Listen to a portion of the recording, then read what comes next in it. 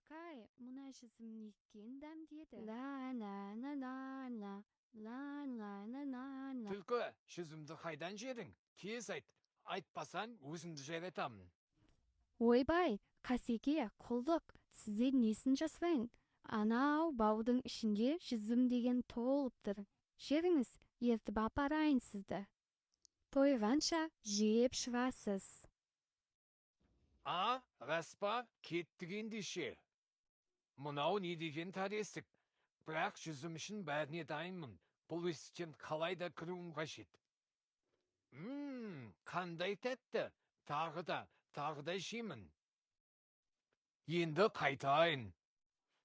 Ойбай, ой, қарным сыймайды. Не істеймін енді? Қалай шығамын бұл жерден? Қасеке, өзің тойсаң да көзің тоймайды екен. Бұл қайдан шықты? Сен менің жүзімімді жедің бе? Кешіріңіз, мен олардың дәмін татқым келді. Осылайша бақша иесі қасқырды қолында таяғымен ұрып соқты, ал қасқыр алды-артына қарамай қаша жөнелді. Істің соңын ойламай әрекет ету қиындыққа әкеліп соғатынын түсінді.